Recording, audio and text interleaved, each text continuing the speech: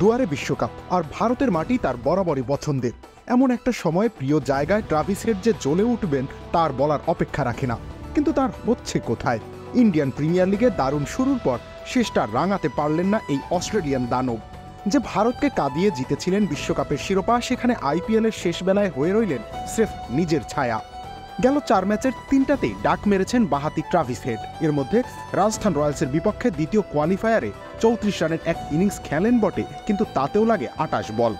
যে দানবীয় টপ অর্ডারের দাপটে ফাইনাল পর্যন্ত এসেছে সানরাইজার্স হায়দ্রাবাদ, তার ছিটে ফোটাও যেন ছিল না টুর্নামেন্টের শেষ ভাগে। এর বড় একটা কারণ অবশ্যই ট্রাভিস হেডের ব্যর্থতা। শেষ 4-এর লড়াইয়ে যে দুবার তিনি কলকাতা নাইট রাইডার্সের মুখোমুখি হয়েছেন, দুটোতেই ডাক। চেন্নাইয়ের বিপক্ষে আবার গোল্ডেন ডাক। ব্যর্থতার 16 কলায় পূর্ণ করে চলেছেন হেড। অথচ টুর্নামেন্টটা জুড়েই কি দারুণ ছন্দে ছিলেন। শেষের দিকে ব্যর্থতার পরও ফ্রাঞ্চাইজি এই আসরের অন্যতম সেরা ব্যাটার তিনি।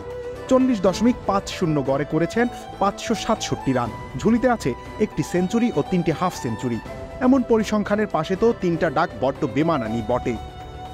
আরও বড় সমস্যা হলো কোয়ালিটি পেস বোলিংয়ের বিপক্ষে তার অদক্ষতা কিছুটা হলেও স্পষ্ট হয়েছে। কারণ আর্শদীপ সিং, বৈভব আরোরাদের মতো তরুণ হোক কিংবা হে বৎস, গ্লুকোজের অভাবে তোমার দুনিয়া এখনো ওলটপালট। এই নাও SMC glucose powder drink bolt. এটা শরীর মন চাঙ্গা করে কনফিডেন্স বাড়ায়। বোল্ট, অন থাকুন সারাক্ষণ। মিশেল স্টার্কদের মতো অভিজ্ঞ আর জাত পেসার হোক, কারো সামনেই দাঁড়াতে পারছেন না তিনি। বাজে সময় এটা অবশ্য হতেই পারে, তবে এই বাজে সময়টা বিশ্বকাপেও থাকলে সেটা অস্ট্রেলিয়ার জন্য খুব সুখকর কিছু হবে না নিশ্চয়ই।